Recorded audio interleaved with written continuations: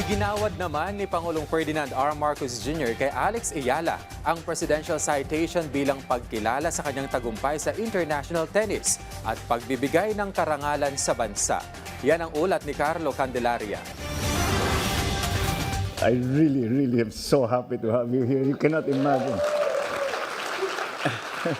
This is one of those occasions where I say to myself, it's good to be president. I'm meeting our champion.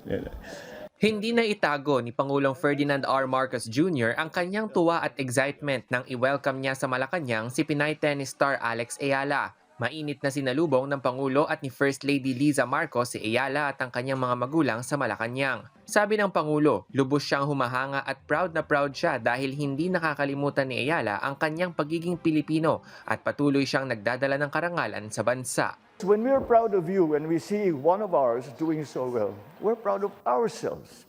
And pagka may mga makilala kami, mga foreigner na kaibigan namin, meron kaming champion ganito, meron kaming champion ganyan. Bakit? May Alex Ayala naman kami, di ba? Can you imagine? That's what you brought to us. That's what you brought to the Philippines.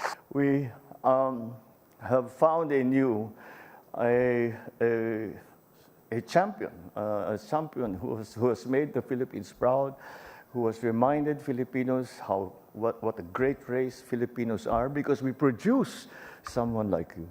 And that the qualities that you show the world are the best qualities of Filipinos. And for that, as president, I guess that what really strikes me. Kinilala rin ng Pangulo ang sakripisyo ng mga magulang ni Alex at pinasalamatan din niya ang mga ito. Fan na fan daw ni Ayala si Pangulong Marcos at ikinuwento pa ng Pangulo na napuyat siya sa panonood ng laban ni Alex sa Wimbledon. Pag-amin pa ng Pangulo, We don't really have a protocol for this.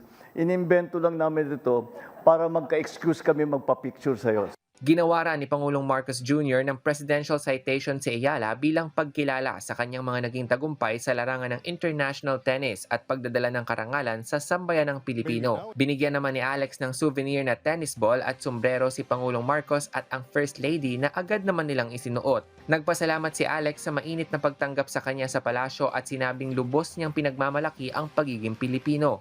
Patuloy niya rin anyang iwawagayway ang bandila ng Pilipinas sa abot ng kanyang makakaya. I feel like all the hard work that I've done is seen.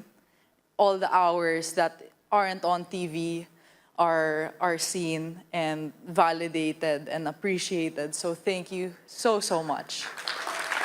And I am a firm believer that where you come from is a big part of who you are. So like you said, Mr. President, I do my best to represent the best of our country on and off the court.